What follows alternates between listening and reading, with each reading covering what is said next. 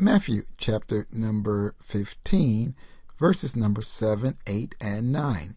Ye hypocrites, well did Esaias prophesy of you, saying, This people draw nigh unto me with their mouth, and honor me with their lips, but their heart is far from me. But in vain they do worship me, teaching for doctrine the commandments of men. Yeshua, Jesus,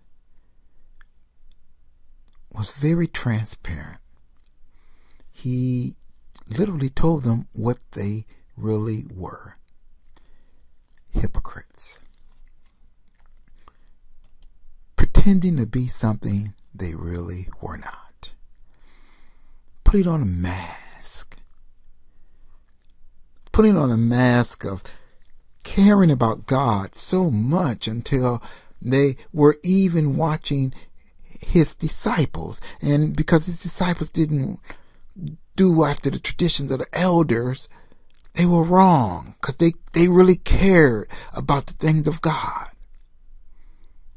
When he showed them up, they don't care about the things of God. In fact, their very rules negate the commandments of God. He called them hypocrites. They didn't care anything about God's commandments. They just cared about their own selfish gains. And then he went on to tell them, in vain they do worship me.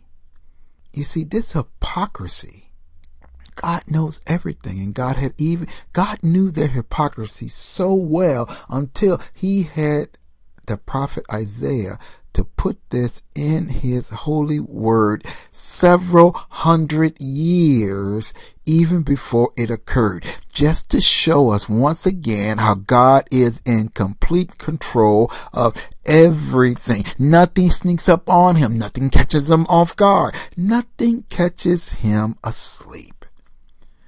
So, Christ rebukes and tells about their hypocrisy. And then he tells them how in vain do they worship me, because they draw near me with their mouths. Sounding real good, saying all the right things they think people want to hear, but really their hearts are full of corruption and darkness. And Christ told them.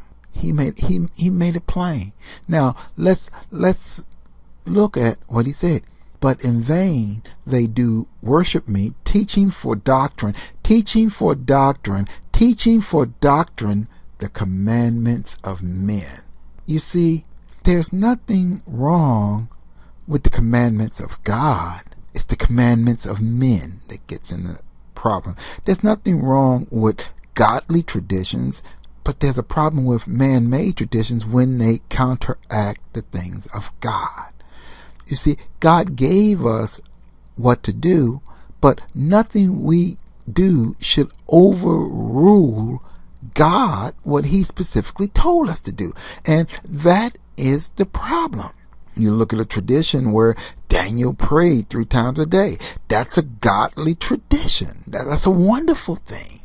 Nothing wrong with it. It didn't negate the word of God. In fact, it enhanced his relationship with God. So godly tradition is good. God, we bless you. We give you glory. We give you honor, and we give you praise. Thank God.